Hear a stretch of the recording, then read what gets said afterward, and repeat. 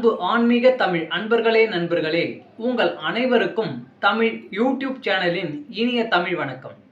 தாய்மொழியால் இணைவோம், தாய்மொழியை வளர்ப்போம். வாழ்க தமிழ், வளர்க தமிழ். நமது சேனலில் இன்றைய பதிவு என்னவென்றால், திருமூலர் அருளிய திருமந்திரம் என்னும் நூலில் உள்ள ஒவ்வொரு பாடல்களையும் தினம் ஒரு பாடலாக விளக்கமுடன் உங்களுக்காக அளிக்க உள்ளோம். இப்பாடலினை இறையன்போடு கேட்டு பயன் அடைய வேண்டியும், இப்பாடல் பதிவு உங்களுக்கு பிடித்திருந்தால் லைக் மற்றும் ஷேர் செய்து ஆதரவு அளிக்க வேண்டியும், இதுவரை இந்த சேனலுக்கு நீங்கள் சப்ஸ்கிரைப் செய்யவில்லை என்றால் சப்ஸ்கிரைப் செய்து ஆதரவு அளிக்க வேண்டியும் அன்புடன் கேட்டுக்கொண்டு இப்பதிவினை தொடங்குகிறேன். வாருங்கள், தினம் அறிவோம் திருமூலரின் திருமந்திரம். திருமந்திரம் என்னும் நூல் திருமூலரால் தமிழில் அருளப்பட்ட சிவ ஆகமம் ஆகும்.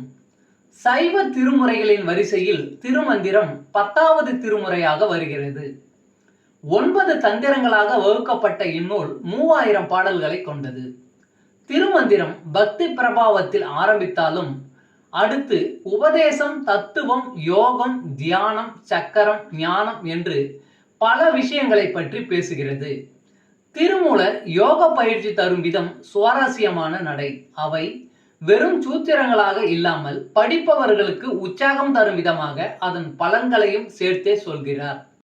இவ்வளவு பெருமைகளை கொண்ட திருமந்திரம் என்னும் நூலில் உள்ள பாடல்களை ஒவ்வொன்றாக விளக்கமுடன் இங்கே நாம் அறிந்து கொள்ளலாம்.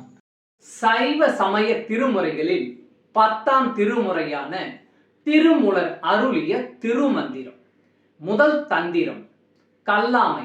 பாடல் 315. நோக்கம் உயர்ந்து இருக்க வேண்டும். விண்ணினின் உள்ளே விளைந்த விலங்கனி கண்ணினின் உள்ளே கலந்து அங்கிருந்தது, மண்ணினின் உள்ளே மதித்து மதித்து நின்றெண்ணி எழுதி இழைத்து விட்டாரே. விண்ணினின் உள்ளே விளைந்த விலங்கனி கண்ணினின் உள்ளே கலந்து அங்கிருந்தது, மண்ணினின் உள்ளே மதித்து மதித்து நின்றெண்ணி எழுதி இழைத்து விட்டாரே. பாடலின் விளக்கம். வானளவு உயர்ந்திருக்கும் மரத்தில் விளைந்திருக்கும் விளாம்பழத்தை உண்ண விரும்பினால் நம்முடைய கண் பார்வை மேல் நோக்கி இருக்க வேண்டும். அப்போதுதான் உயர்ந்த கிளைகளில் இருக்கும் விளாம்பழம் பறிப்பதற்கு வசதியாக நம் கண்களுக்கு தெரியும்.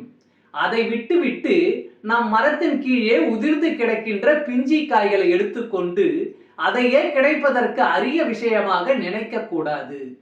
சிலர் அப்படித்தான் உலக விஷயங்களை பெரிதாக நினைத்து அவற்றை பற்றி எழுதி வீணாக போகிறார்கள்.